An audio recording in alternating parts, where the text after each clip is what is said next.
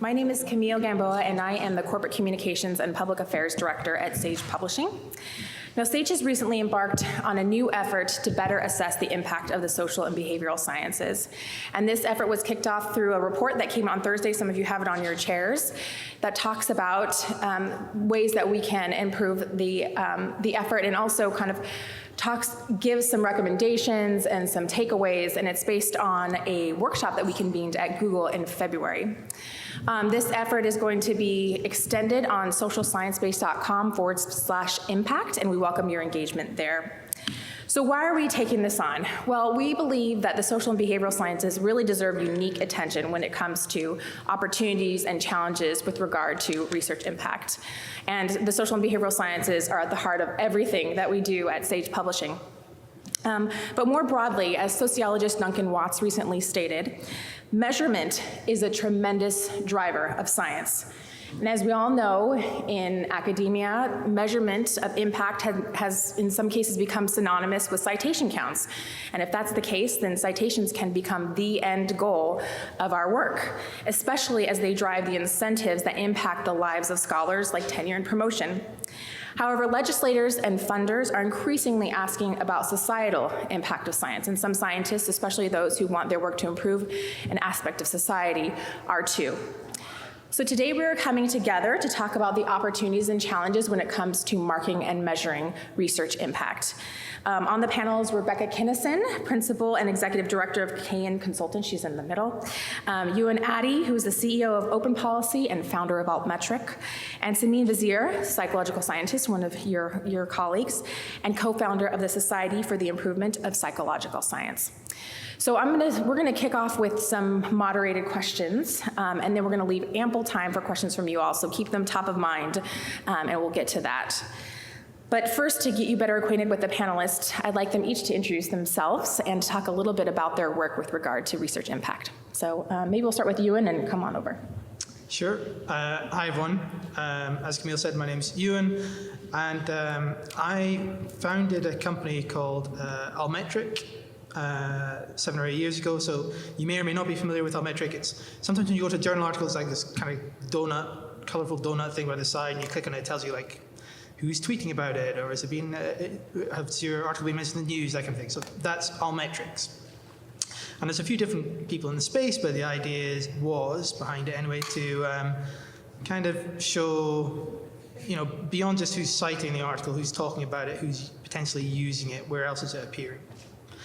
So that's how I got interested in kind of research impact. And nowadays I'm working on something slightly different around, specifically on how research makes its way into policy, but on the same kind of lines.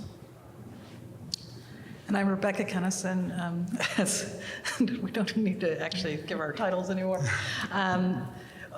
So what I do is work with higher education institutions, societies, researchers, publishers, libraries, and so on to address a number of issues that we're dealing with within higher education and research and scholarship. One of those initiatives that I've been working on is called the Humane Metrics in Humanities and Social Science Initiative, or Humetrics, HSS. What we're trying to do within that initiative is to create and support a values-based framework for understanding and evaluating all aspects of what we're calling the scholarly life well lived, which you might recognize comes from Plato. Our lead PI is a philosopher, as well as being a dean of humanities, so cares very much about thinking about the whole scholarly life well lived.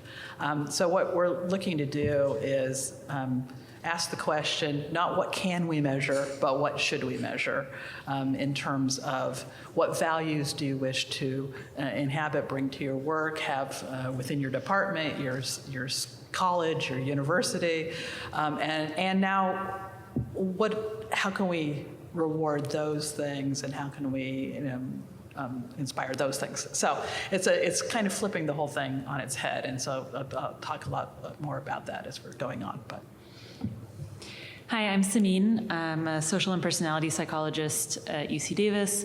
And I got interested in these issues. First, I have no special expertise on metrics or impact, other than just being susceptible to being evaluated on them and things like that. So I got interested in meta-science and measurement of scientific impact, among other things, partly because of the replicability crisis that hit my subdiscipline really hard, social psychology.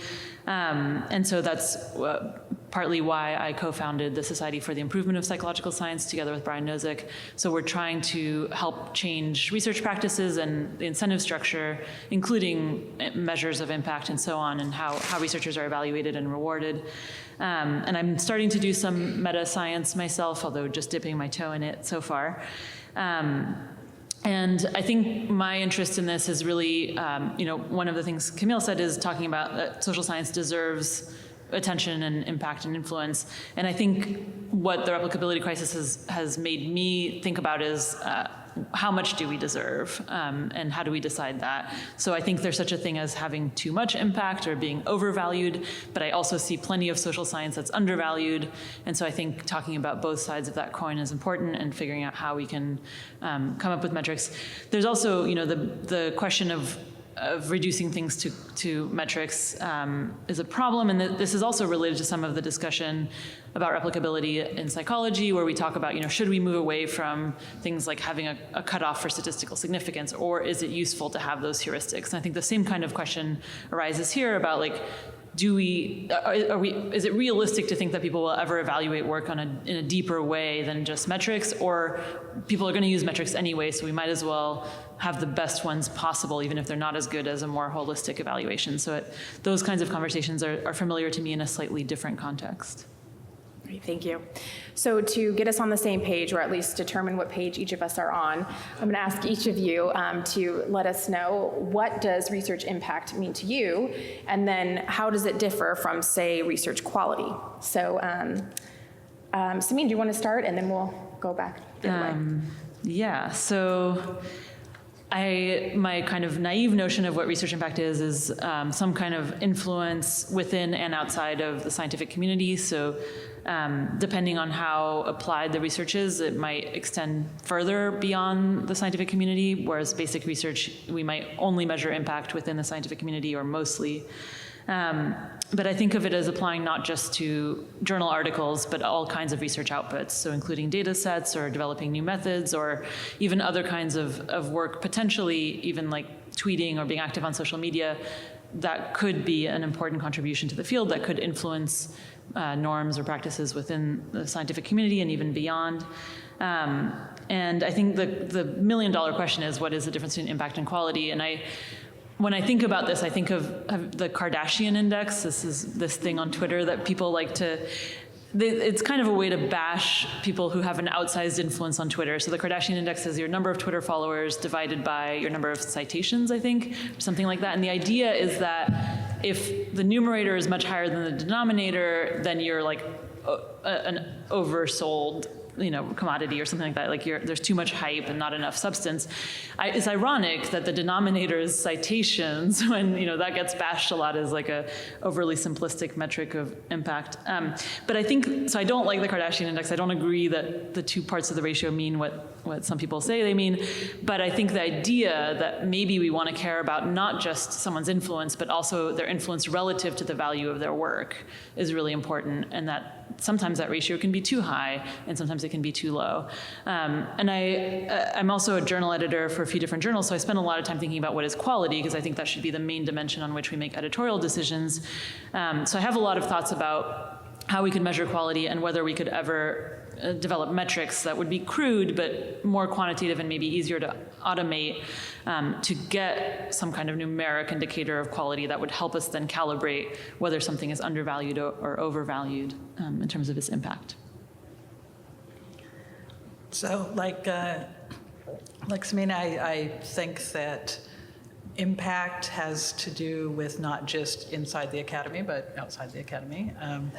And it's about improving and enriching the lives of people. But so it always has a societal and public focus as far as I'm concerned. If it doesn't, that doesn't mean that it doesn't have impact, but it has limited impact, if I could put it that way. So, but impact could be cultural, economic, environmental, on health and well-being, any number of things, all of which are extremely difficult to determine.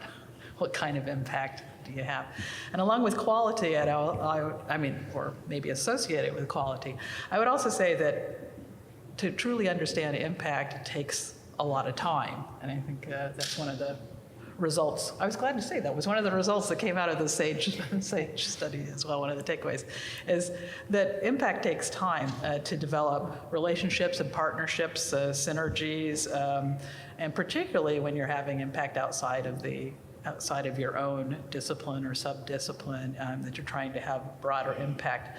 But this runs directly in conflict with the increasing pressure that researchers and scholars and faculty generally have to demonstrate productivity.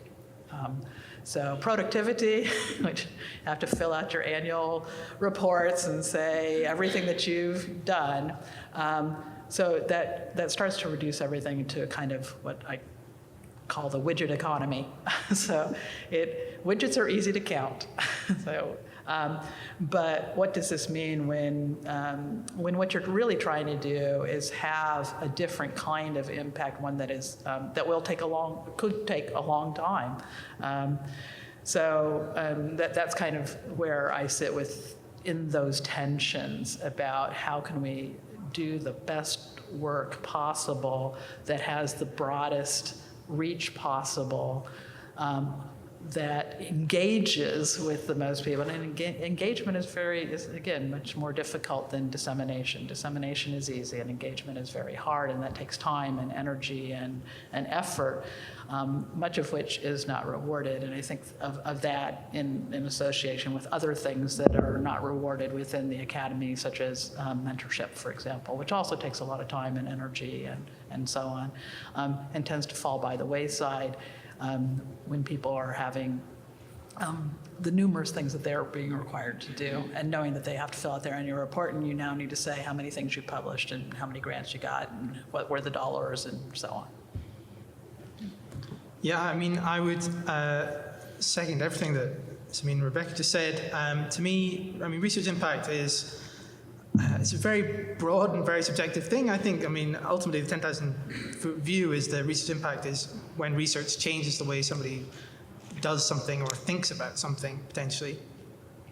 Obviously, in practical terms, that's not really how we think about impact. Normally it's tied to it's tied to the eye of the beholder, right? Who's asking you about it and what do they care about? Maybe your university cares about economic impact and they want you to have a startup and, file for some patents and this kind of thing. Maybe your funder cares more about changing the way people have perceive a particular issue or correcting an incorrect assumption, that kind of thing. So it kind of depends who's asking the question, and the answer varies. I think a few other points. Just coming back to some of what we've just said, one is impact can be good or bad, and you can have bad quality work, or at least incorrect work, that has a major impact. And an obvious example of that is if you think about anti-vax and Andrew Wakefield's paper, linking MMR jabs to autism. That paper had a lot of social impact, right? It's not necessarily the kind of impact we want it to have, but it happened. So it's very difficult. It's important to not mix up attention and quality and impact when we're trying to measure things. And going back to Simone's point, just because you have more of something doesn't necessarily mean that it's a good thing. Great, thank you. So now that we've established those definitions, how does the current system, the long-established system for measuring impact, capture these definitions, and how does it fall short? So, any volunteers this time, or do you want to start, Ewan? Yeah, See, you're on the tip of your tongue. I think the biggest shortfall the current system has around impact is that it doesn't in any way measure impact, or even even make a nod towards it. And that's from the metric side of view, right? So there are lots of systems for capturing impact, and what we're talking about is really case studies, I think, is the kind of the gold standard at the moment. And I don't mean that it's the gold standard, it's the best possible way to do it. I mean, it's the best possible way that, that we've tried and that is achievable by a university research assessment office or a funder or what have you. Really, I think the mistakes people make are to try and conflate things like bibliometrics when we're looking at citations and trying to fit that into the impact model, which doesn't really work. I mean, academic impact is a kind of impact. You're changing the way another academic thinks about something, but it's a mistake to think that's the be-all and end-all of impact, or that it can possibly capture anything outside the outside the academic space, like we've talked about. So there's lots of other things around, I think, around mistakes we can make with metrics and confusing metrics and indicators, which is the new kind of idea in bibliometrics, that a lot of things that we think are metrics aren't really, because they're actually not capturing the whole picture. They're not necessarily the 100% factually correct. They're really indicators. They're indicating that something interesting is happening, and really what we need is then a human to take those numbers and interpret them to dig a little bit deeper, rather than just take something at face value and go, well, we're scoring a 9.9 on the impact scale, and they're scoring 8.7, so we must be doing better than them. So I was going to say several of those things, so now I don't have to. But again, to return to the idea of what we mean by, and one of the many things that doesn't get captured by one of these numbers that you've just talked about is, again, the engagement that's required for societal impact. But even more, I would say, one of the foci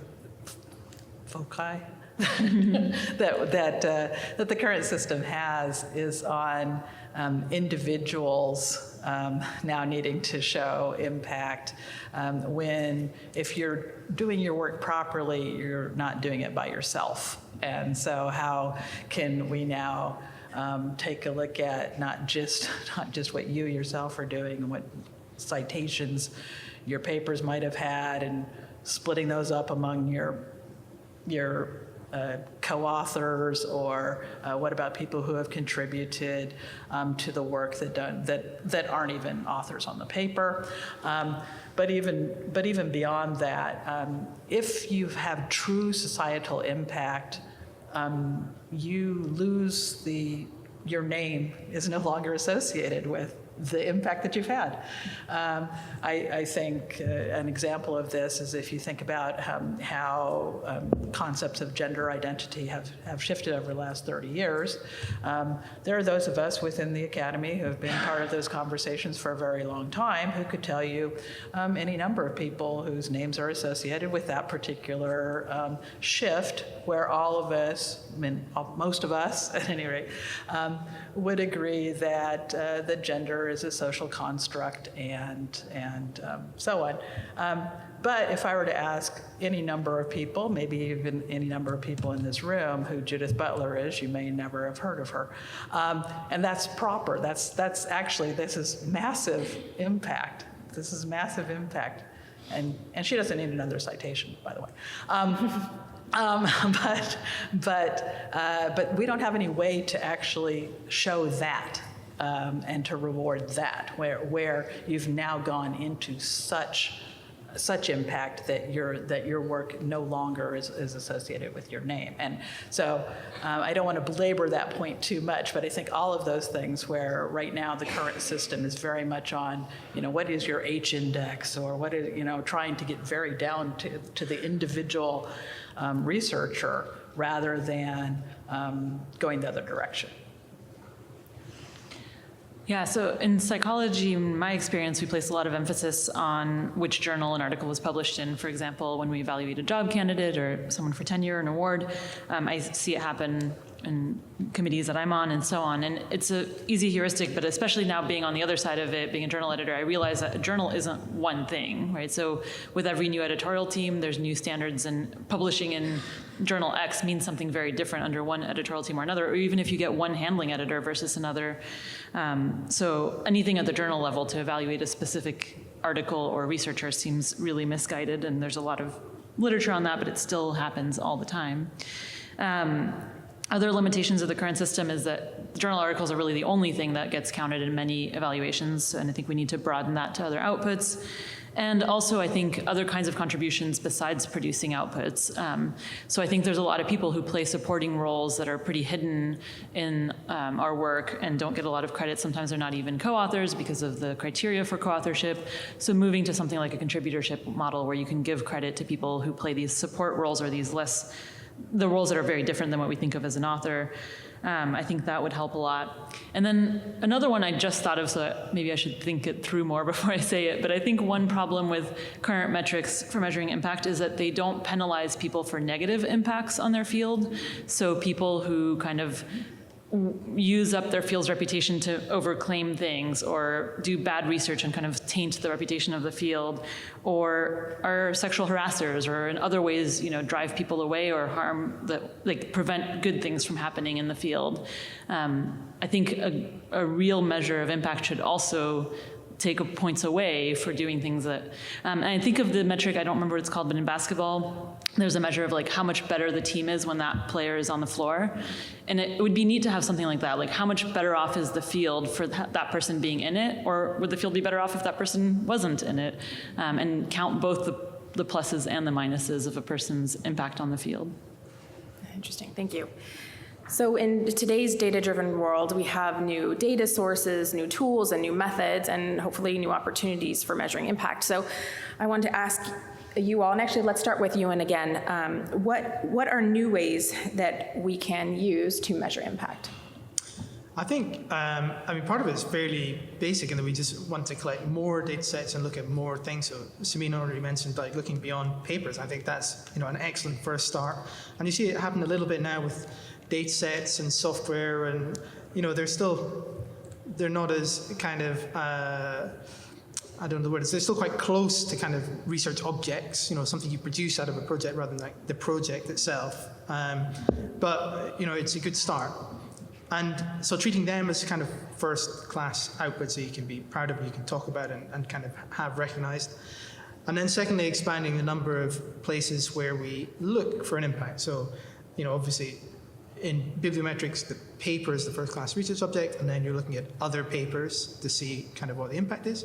But that, as we've talked about before, that's not going to be enough for looking at other types of impact. So, look at patents for that kind of economic impact. Look at things like policy documents for kind of governmental interventions and the social impact kind of from the top down.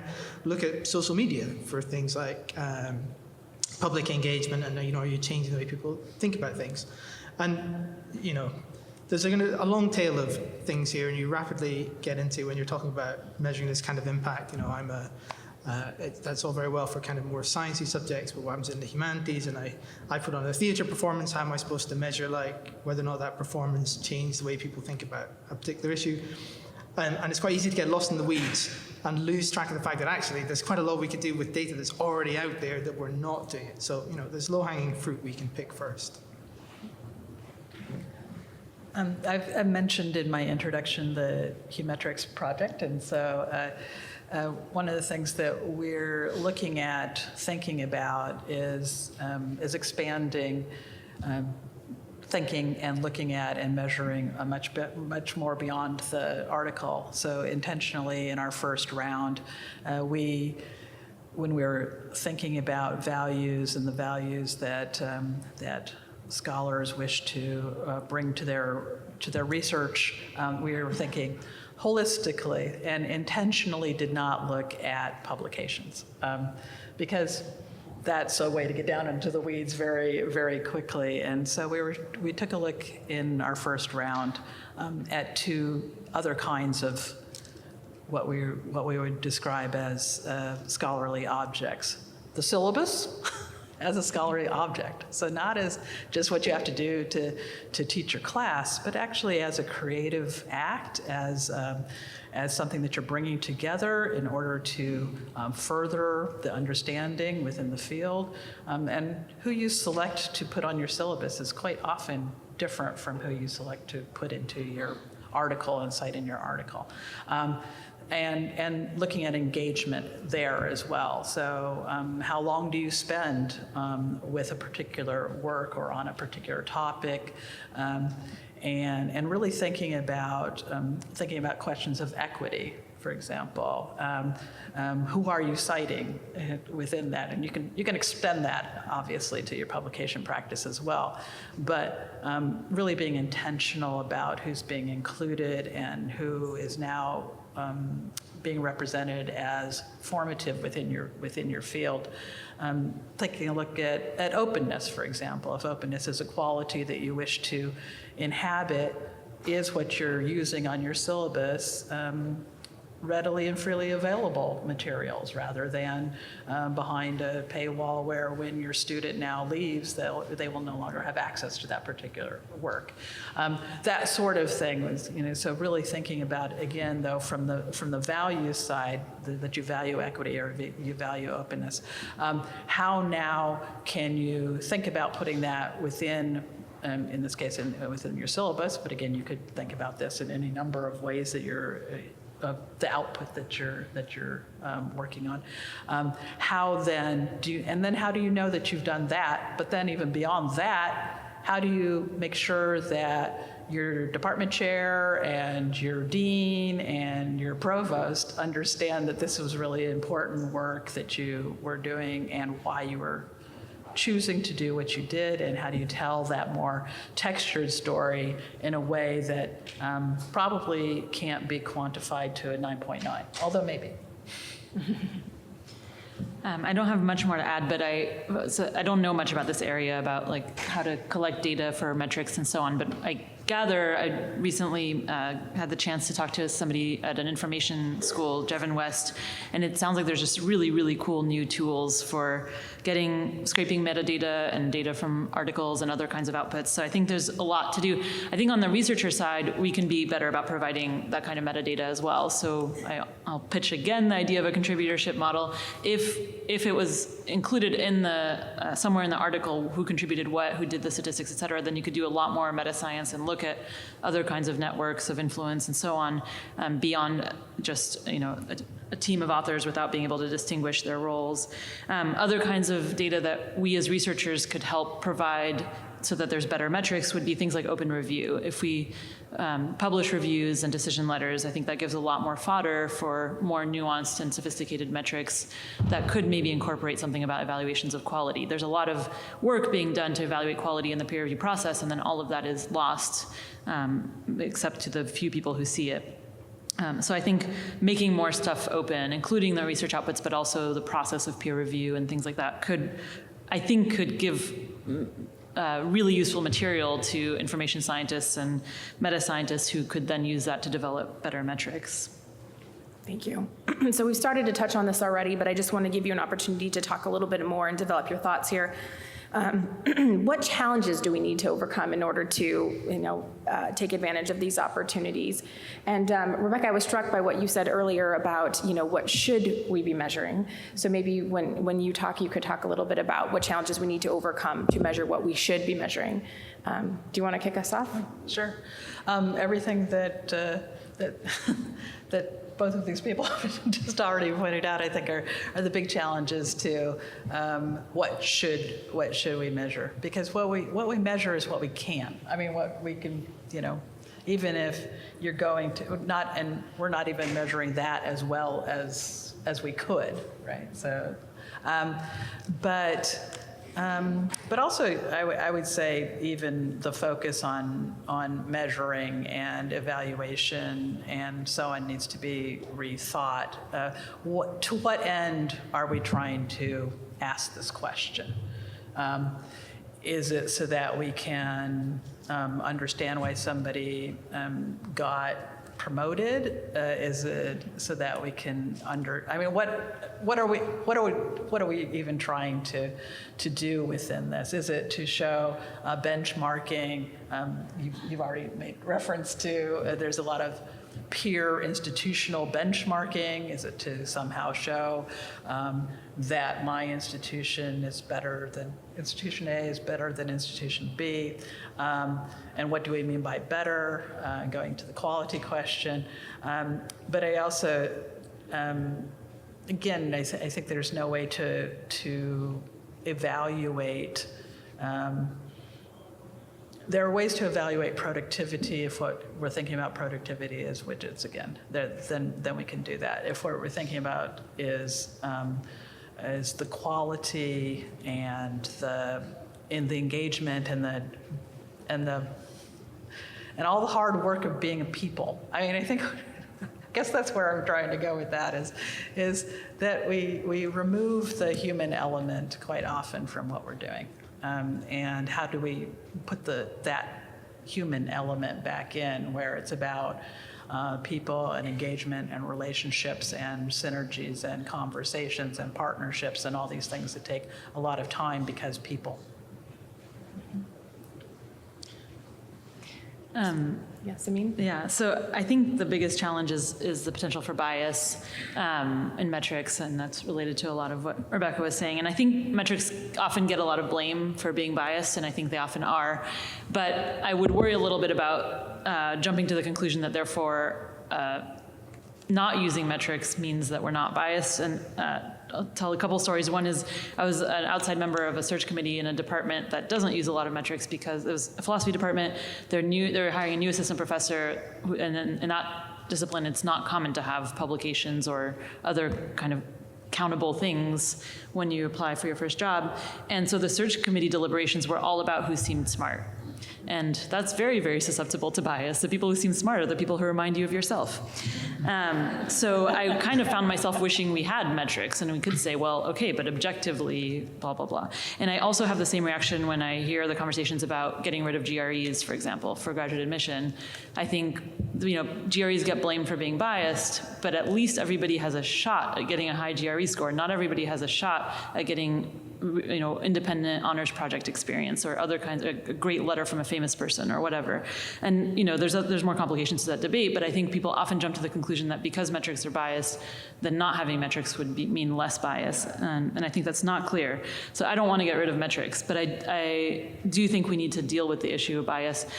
My experience and the little bit of literature I've read suggests that the biases we tend to think of first, like gender bias and race and ethnicity, are there. But I think an even bigger one, and one that's wrapped up with those, is prestige bias or status bias. Mm-hmm. And I think those are really amplified in a lot of metrics, right, that we currently use. So I wonder if we can even use the same kinds of quantitative data that we use to create metrics to correct for some of these biases. Maybe it would be crude, but maybe there's a way to correct for like how much of an advantage you have because of your institution or because of your connections to the editor at the journals that you publish in or things like that.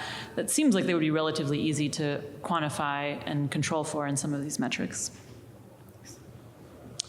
Yeah, so to add to that, I would say that I think the things that I'm worried about, so the challenge I see is it's kind of almost two extremes. So one is researchers not caring enough about impact, and the other is institutions or people assessing researchers caring too much about impact.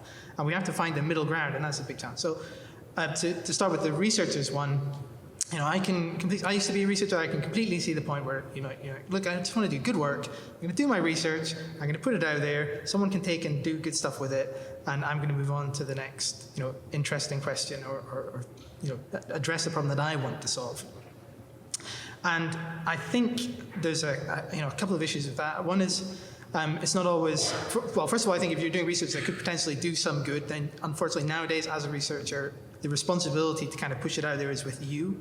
It's not so much, I don't know if it ever was, but it's certainly even less so now, the journal's responsibility or your university's responsibility or even your funder's responsibility to take some work and kind of do the kind of dissemination work especially for you. That doesn't happen. And I think there's good reasons and bad reasons to care about impact, but that, if you think your work could do some good, then that's a good reason to care about it. There's probably a bit of a scale, that's the first reason to care about impact. Next one is probably because, unfortunately, you have to justify the research you do as a researcher. I wish you didn't. In an ideal world, you wouldn't have to, but it's kind of the world we live in. And all the way down to like the bottom of the scale, which is probably because your university wants to benchmark itself against a different university. You shouldn't really have to care about that as a researcher. So that's the researcher side. And then on the institution side, the challenge would be that what happens with impact is what has happened with citation-based metrics, where there's, it starts off being like, oh, this is a useful tool we'll use to, and apply in certain situations, or it's used in the right kind of places, which is to kind of offset these or try and offset these subjective biases in a purely kind of qualitative assessments. And then you kind of get addicted to them, and they're quite easy, and you kind of lose the staff that could do the kind of more, the interpreting. And you end up kind of relying on the numbers more, and they don't tell you the whole story, and that's a whole other kind of conference panel session. So finding the middle ground between not caring enough and caring too much, I think that's a big challenge. That's interesting, thank you. So I'm going to ask one more question myself, and then I want to make this more interactive, so I encourage you to come on up to the microphone if you have thoughts or comments, and especially questions for the panelists. So my last question for this portion is, what is at least one practical next step that any member of the community can take to improve the system? So social scientists, universities, funders, publishers, entrepreneurs, and maybe in particular, psychological scientists. So that's a lot. Sameen, do you want to kick us off? No. Okay. All right. Rebecca, you're looking at me, so I'm going to say that's you. Okay. I'll go first. I think one practical step is to ask yourself what it is that you want your work to be doing and whom you would like it to be impacting. And I know that you do that already, and I know that you do that every day. But really think about and be intentional then about taking what it is that you want to do and figuring out who to do it with well to be able to tell the story that you want to tell in the way that you want to tell it. So understand who it is that you want to have benefit from your work, who is it that you want to work with that you're not currently working with, that if you could, you would. And how can you most engage effectively with them, and then do that, whatever that is. All right, Ewan. Yeah, I think that's an excellent point, especially if, not even necessarily at the researcher point, but at the the funder or the institution level, or the level where you're assessing people based on impact. I think that's the critical thing, right? Like, why do you care about this? What's the kind of underlying reason for looking at it in the first place? And I think as a researcher, the step you can take is, to start with a caveat maybe, and not to be too cynical about it, but it's actually incredibly difficult to make your work have impact, right? So just in this space that I have been spending a lot of time with recently around policy, so much of it is about being in the right place at the right time and talking to the right people, and it's not necessarily about how good the evidence is around a certain issue. It's around is that evidence in the hands of the person who can do something with it. And you can't really engage with that space as an individual researcher. I'm sure it has happened in times, but really there's a reason there's this whole kind of apparatus around think tanks and lobbyists and the work that societies do and publishers do to engage with policymakers. That's all there for a reason. So I would never suggest to you as a researcher, how do you maximize your impact? It's engage with policymakers, because practically it's just not something you can easily address. What you can do is make it very easy for your work to be found by the right people and to be used at the right time. The things that you can do are things like, again, we've talked a little bit about the difference between quality and attention and impact. So focus on the quality, do good work. Hopefully you're doing that anyway, you're doing it anyway, right? Second of all is around the attention and the dissemination. Do what you can. If you can write a lay summary, sometimes publishers have this option, or you can engage with a site like The Conversation, or a lab blog, this kind of thing. Get the work out there in a form that can be easily used by other people.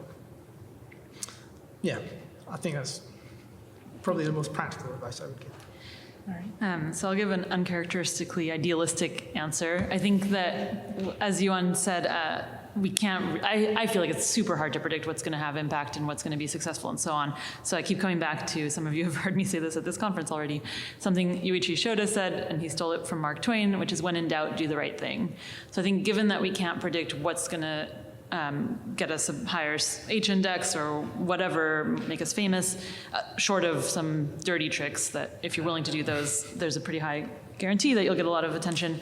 But let's assume we're ruling those out, then I think it's very, very hard to predict. So do what you think is right and have some faith in the system that in the long run, it will recognize the value of your work.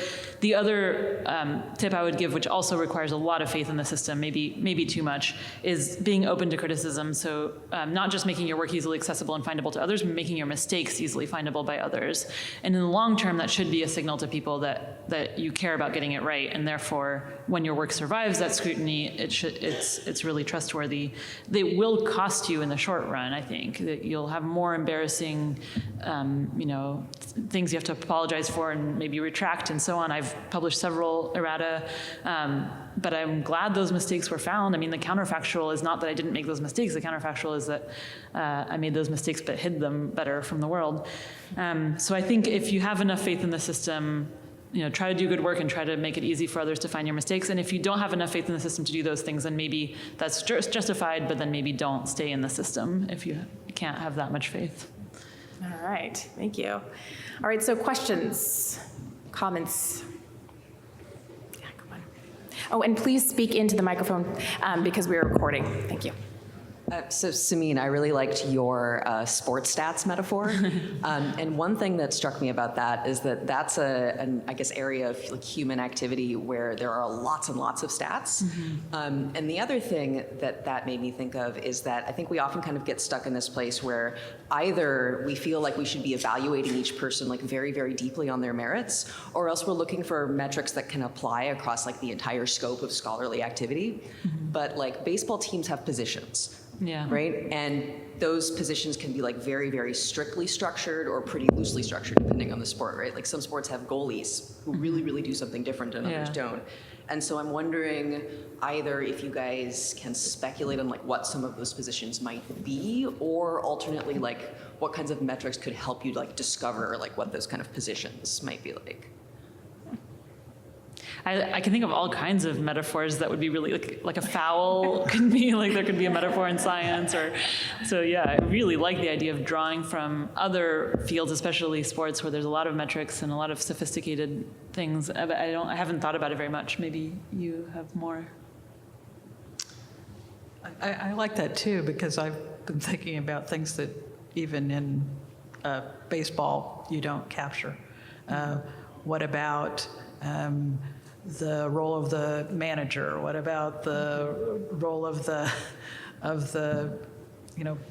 bet person? Baseball fan. I was going to say, good boy, I was going to say, but I've really been thinking a lot about what you've been talking about, which is the number of people whose labor is invisible within the system. And so I like that metaphor to think about all the people that we actually don't reward within even a sports metaphor. What we reward are the stars that are out there on the field that are getting the $1 million and so on, and not really think about everybody else who's contributing to that. Which isn't an answer to anything that you just said, but I think that's a useful way to start thinking about it. Yeah. Yeah, I think the point about people do try and find metrics that apply across all academic subject areas, and yeah, it never works. It certainly doesn't work with citations for reasons I'm sure we all know about, and I don't think it'll work for impact either.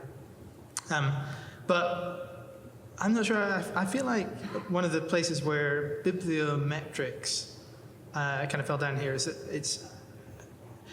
well, to go back to Allmetrics example. So with Allmetrics, when we were looking at, okay, let's collect all these tweets and newspaper stories and blogs and Wikipedia pages and all these kind of things, we'll collect all the data, and then we'll wait for people in the different disciplines to come to us and say, like, here's what we really care about. Like, we work in emergency medicine. What we really care about is like getting this data out to as many ERs and nurses as possible. And philosophers would go, well, what we really care about is like, what people think about these monographs and these, on Wikipedia and these places. That was a terrible example, but you get the idea. And actually, it never really happened. And I think it's partly because there's not a lot of benefit to a lot of academics to being measured. Like, it's not like, it's very rare that somebody goes, I'm bringing this new measure, and guess what? You're going to love it. It's going to give you lots more grant money. Like, it's almost always like a bad thing. It's like yet another thing you're going to be judged on that you have to try and figure out how to kind of meet or game if you're that kind of person. I've kind of forgotten my original point now, but maybe I'll leave it there. Great. If it comes back to you later. Yeah, just let it'll us come know. back to me. Yeah, next question. Hey, so I kind of got caught up early on really thinking about impact and ways to impact people broadly. So I recently, like 2 days ago, ResearchGate told me that I had 600 views on this citation. And then I close the browser and I open up YouTube and watch a video. It was 1.4 million views. And the person that made the video didn't have a degree, but they were talking about gender dysphoria. They were impacting a lot of people. The YouTube comment section, which is usually like a cesspool of all humanity, was filled with all these people that were from saying, like, I was completely on the alt-right, I viewed your videos, they changed things, they impacted me in ways, and got me in a place of just general discouragement about my broad impact that I'm having on people. So I was kind of wondering, and this is an idea I've actually played around with a while. It's like, all right, I publish a paper, I somehow try to bring it to YouTube in some type of, or some video platform. I mean, obviously we have issues there, but that I can talk to people, impact people, that it's visible in some way. So when we're evaluating metrics and we're thinking about impact, what do you think about going from these just archaic platforms that we have and writing these papers that take 3 years to go from beginning to end, and then kind of moving on to other ways to reach people that these new generations, through platforms these new generations are using? Yes. The answer is yes. I mean, it's important to go where the people are, but there's a lot of noise too, and I think that's part of what you're and to what Ewan has already alluded to quite often, and this is, I think, a problem particularly with altmetrics that you would acknowledge is often what gets the biggest altmetrics score is something that is very controversial and not necessarily an indicator of quality, value, and so on, but it got picked up because it was the rage of the day, and this can happen in any field. So I guess what I'm saying is maybe it's good not to have like 1.4 million views of something unless it's the right 1.4 million views. Maybe the 600 people who have taken a look at your paper are the 600 people who now exponentially can have a difference. So I think we really want to have that kind of big. I would love to have 1.4 million views too. I do have something on this is very tangential, but I think to your point, I actually do have a clip on YouTube that's, last I looked, was pushing 100,000 views.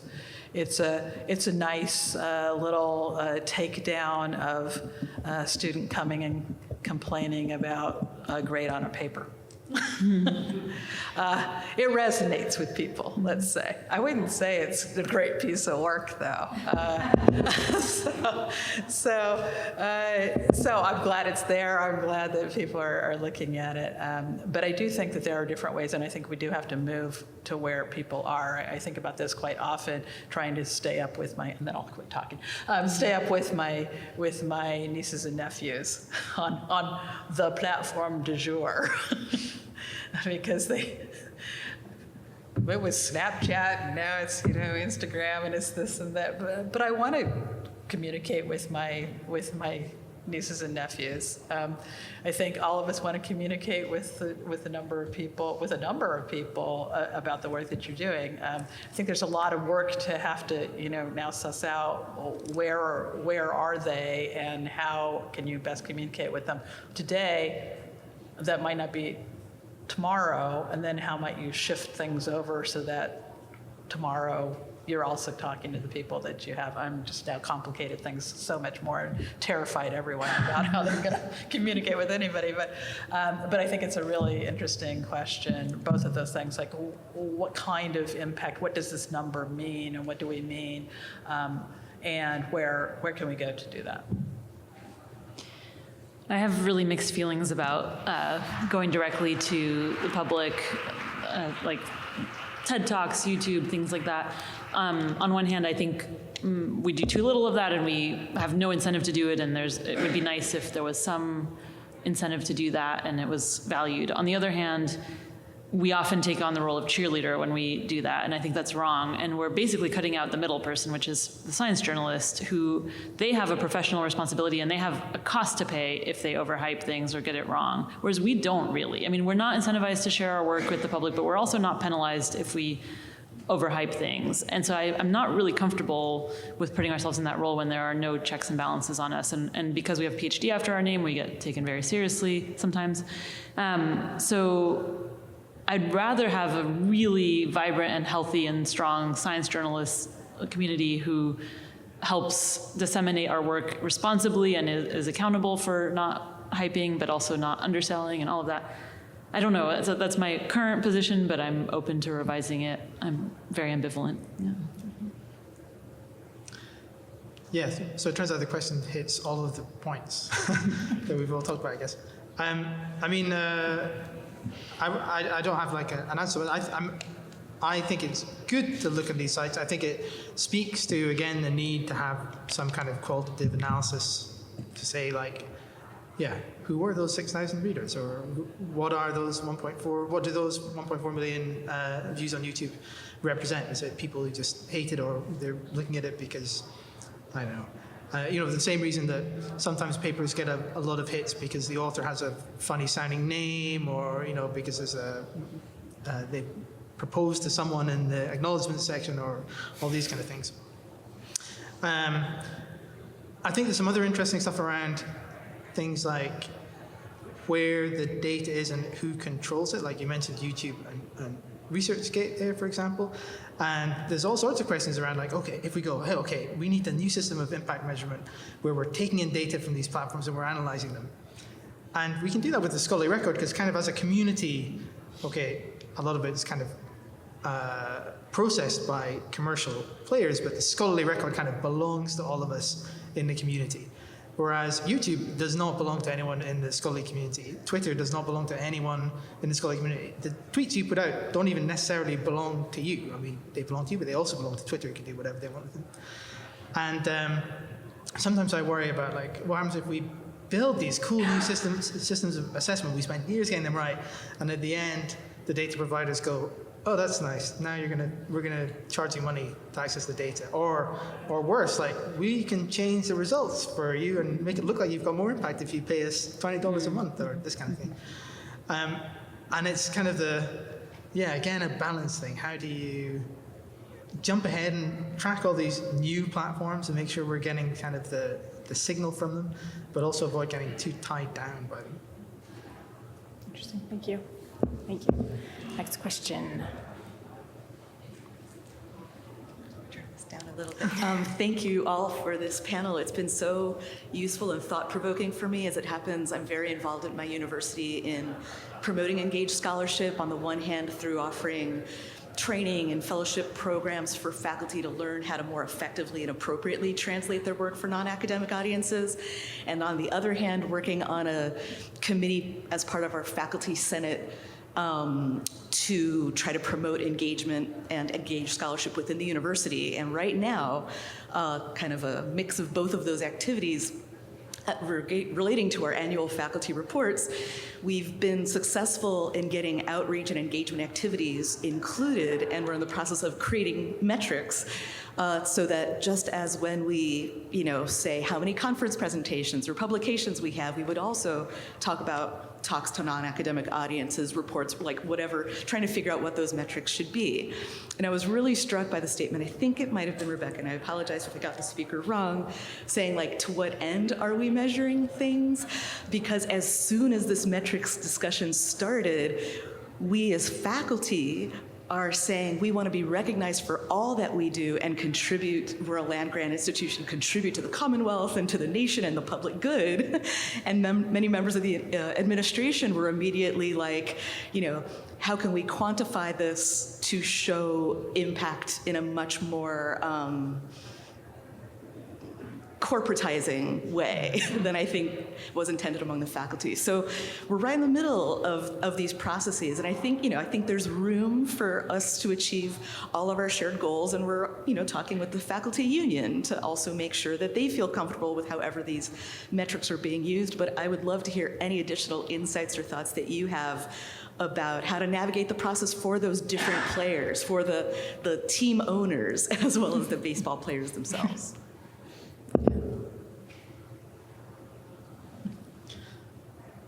All right, I'll take a stab at that. I think part of it is how you approach using the metrics, and we alluded to this a little bit before, but like, are they being used as a top-down kind of system of measurement, or more of a bottom-up kind of evidence that you've been doing, proof that you've been doing something good? And hopefully, where we can, and citation metrics have often been used the top-down way. Hopefully, with newer systems, we can kind of encourage more of the bottom-up, partly because it is such a broad, subjective question. It's impossible to find a good top-down system that's ever going to work, but you can perhaps rely on people to look through all this data to find evidence for something that they suspect is happening, because it's their work. They know that they've talked to a lot of journalists, or they know that they've seen their work be mentioned on TV or something, so they have an idea that there has been some public engagement. Can we give them then the tools to prove that to a promotion and tenure committee, or to a funder, or whoever? So maybe it's the same thing talking at the institution level, and so these aren't, and kind of stressing that these stats aren't necessarily something we can use for benchmarking, because it's not something we can apply to everyone automatically, but it is something that will make reports to alumni, or other annual reports much more interesting, because now we can fill them with these case studies that are very well evidenced and prove that we do all these cool things across the faculty. So I'm going to say something really provocative, which is that only some parts of what you do every day are currently counting, as far as administration is concerned in particular. And there are some things that can only be, there's a lot that you're doing that couldn't possibly be monetized.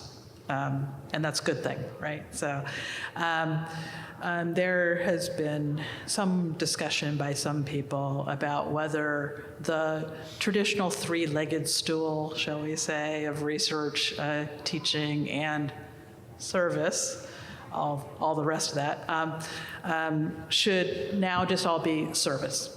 What if we thought about it that way? What if we thought about everything as service to the profession, and as service to the public, and as service to, if you thought about it as service, you'd be approaching everything very differently. But also, how would you measure that? How would that look? How would that be different? The advantage of that is highlighting what is now often invisible labor, and invisible labor by, we know, historically speaking, by women and faculty of color and so on, tend to pick up more on the what is traditionally the service side, which then impacts, if I could use that word, impacts the research and the impact that their research can have, because they have less time to do that particular work. to the assistance of people who are not picking up those things. This is also true of peer review. Let's just use peer review as an example. Peer review falls into the service category, but if you're spending quality time doing peer review, you're actually helping the whole entire community by improving the quality of the work. And not just in a toss away kind of way, but in a really substantive kind of way. But this falls into a category that isn't highly rewarded. But if you thought of everything in terms of service, then if you are a really excellent peer reviewer, and that was your focus, you could actually be rewarded for that. And not necessarily have to worry about pumping out the widgets yourself, for example. I said as a provocative thing, a lot of people feel very precious about the research side of things, but in part I think it's because that's what's rewarded. So I think we've been taught that that's most important because that's what's rewarded most. So I guess I would expand what you're thinking and talking about within your own committees to think more broadly about the invisible labor that's happening too, and how that counts in some way. I don't have much to add. I don't know anything about university administration.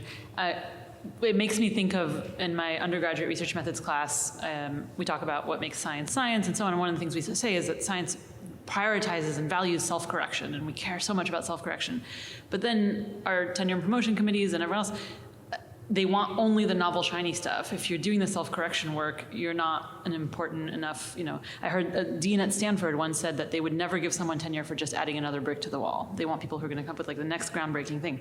So I would say, well, think about what you're telling the world about why you deserve credibility, and then what you're actually valuing. So if we're telling the world, we're a top-notch scientific institution because we care about getting it right, but then you're only rewarding people who do the flashy stuff, then that's a mismatch. So maybe there's a way to get some leverage in there by pointing to their own kind of PR about why we should trust them and why they're high quality, and if that doesn't match up with what's being valued.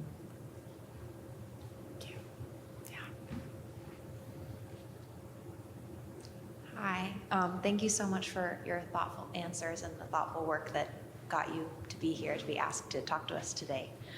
I wanted to go back to what the three of you spoke about at the beginning with what research impact means to you, in terms of that sometimes that includes impact within the scientific community, but most often it should include impact outside the scientific community.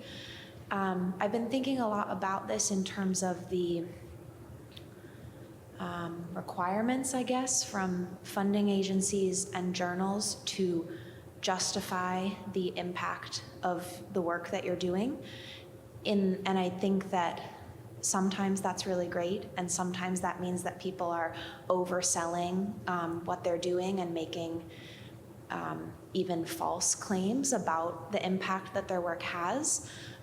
So I guess I'm just wondering how you think we can better measure and better reward these various aspects of impact without furthering the problem of overclaiming the impact of what you're doing when it might not have any of those broader impacts at all. Mm-hmm. One very concrete thing I now do when I'm a reviewer, if I get a paper and I feel like the authors have overclaimed, is I point that out in peer review and I say, I feel like I'm being sold something rather than being told the truth. And I feel like often in peer review, we don't talk about whether we agree with the interpretation and the broader claims being made. We stick to the method and results section. But I think we should be doing more, holding people accountable more and pointing out more when there's a mismatch between what they actually had evidence for and then what they're claiming.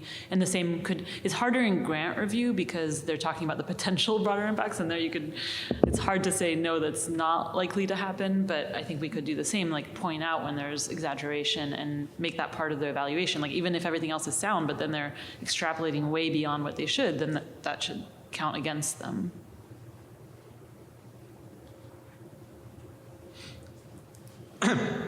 Yeah, I think that's a good answer. I think partly the problems lie with the journals as well, and you see that changing in the publishing system with if you think about the difference between Nature and PLOS One, for example, this standard's the wrong word, but the level of novelty you need to get published in each one is obviously different. And I think we're shifting more towards these larger journals where it's more about, is the work sound rather than is it necessarily novel, and then we rely on other ways of kind of pulling out novelty or interestingness.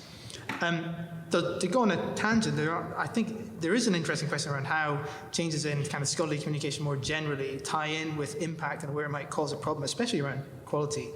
And as an example of that, I would take preprints. So I think preprint servers are an excellent idea. I don't publish that many papers, but I try and put them on a preprint server when I do. And so that's good from a scholarly communications point of view in terms of like getting work out there, and you don't need to worry too much about like tailoring it for a journal or overselling things to quite the same extent. But on the flip side, so looking at the work we did at Almetric and in Overton around how is science getting into mainstream news and into policy documents. As more things have started coming out as preprints, more preprints are being cited in newspapers and magazines, more preprints are being cited in policy documents. And they're cited in exactly the same way as a peer-reviewed paper is cited. That nuance is lost. It was already, the difference between different journals, and as a scientist you can look and say, oh, it's published here or it's published by these people, so I'll take it with a pinch of salt. Like you kind of implicitly do this stuff even if you're not meant to. But that was already lost when you're, the New York Times or someone mentions a scientific study. And the difference between a preprint and a final peer-reviewed study is also lost. And I'm not quite sure what we can do to kind of flag things as, look, this is work, but it's not necessarily being peer-reviewed. Nobody has like kind of double-checked this. Hopefully you're a good science journalist and you've, talked to a bunch of people anyway about it, but maybe there's a little bit of extra onus to do a little bit of extra checking to make sure that the work is what it says it is. I would just say, I think blurring that line might be a good thing in the long run. That if it forces journalists to not just rely, it's been peer-reviewed, I'm good. It's true, yeah. Well, and I think there's a difference between formal, what we consider formal peer review, and the possibility of people commenting on the preprint that are members of the community, that are, perhaps that's also a form of peer review. And that we're going way down a rabbit hole there and not really talking about what, although I think that's perhaps it's still within what you're thinking about. I do think that there are some responsibilities, not just on the peer reviewers. Speaking of peer reviewers, I like what you do, where you take it upon yourself to talk about the people who are overselling. I think it'd be really helpful if journals had policies around that, really, and discipline-wide policies, perhaps, if different editors could come to an agreement about the kinds of policies that they want to put into place, about what you're asking your peer reviewers to identify. If one of the things that you're asking them to talk about is, various intentionality of practice, shall we say, why are you saying this is the impact of your work rather than are you overselling it? Why are you citing the people that you're citing? Why are you not citing some people? Is there an intentionality of your practice there? Are you intentionally not citing people because they also do work very close in your field and you actually don't want them to be getting credit for that, for example?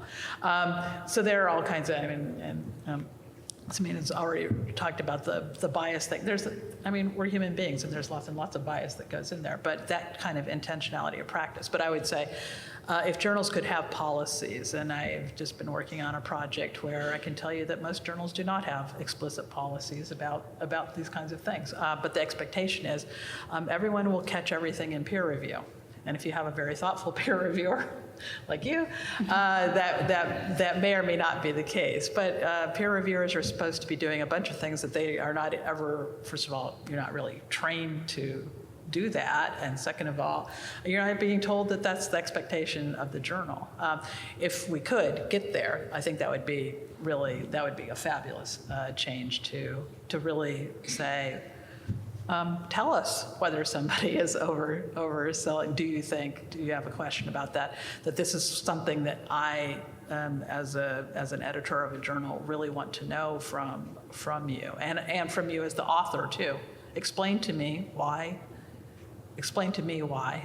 you've done certain things. Thank you. Any final thoughts from our panelists? I mean, my final thought is, I've done a lot of talks, I've listened to a lot of talks about impact, and I realized that at the end, it always sounds very like there's not really anything practical we do. It's like a big, vague thing. And I think this is all part of the process. We're getting there. Well, I think what's important is that we're now talking about a lot of impact, a lot of ideas around impact and approaches to impact. And, we're taking baby steps in a lot of different places. And I see the kind of the field, if that's the right word for it, moving forward. And I think it's heading towards a good place we're going to be. It's a good thing for research. Even if you come away from this panel and go, well, I learned a little bit, but I'm not sure there's anything I would change. There's not, so much a change in what I'm doing day to day. Thank you. My final thought kind of echoes yours, which is it's really actually very exciting, the conversations that we're having and that we're having at every level, that we're having individual researcher level, department level, college level, university level, consortial levels, nationally, internationally, and so on, where and the reason that metrics came into place, I think Sameen was saying this already, or maybe both of you did, was to try to correct for some bias that we knew that was in the system. I mean, so the impulse was the right one, is to, how can we correct for bias? That it just has reinscribed some bias, I think we understand that too. But I'm very excited about the committees that you're talking. I mean, that's just you within your environment, but there are lots and lots of these conversations that are happening. And I guess I would want to know how we can collectively have these conversations more richly, and everyone feels like they're just doing it themselves. But there are lots of these conversations that are happening. How can we come together to have those conversations? I think that's where being at a society meeting where a variety of people coming together, perhaps this is a good place to have, at least informally, some of those conversations. Thank you. My last thought would be that we need a lot more research in meta-science and collaborations between social scientists and people who do computer science and information science and who, can do that. I think that'll be great if we can invest more in that. Great, thank you. Well, this is a really important conversation, and it's really just the beginning. There's a lot more that we want to do. So we encourage you again to engage on social science base, or we're using the hashtag social science impact on Twitter. If you'd like to receive a digital copy of the report so you could send it around or have it for yourself, see my colleague Luke here. Or if you want to see a copy of the video that you can send around this presentation, you can sign up there too. And then one last plug, we have some paid blogger spots on Social Science Base. If you're passionate about this issue, or if you know someone who is and you want to start blogging, please come see me. But let's give a round of applause to our panelists. Thank you so much. This was very, very important.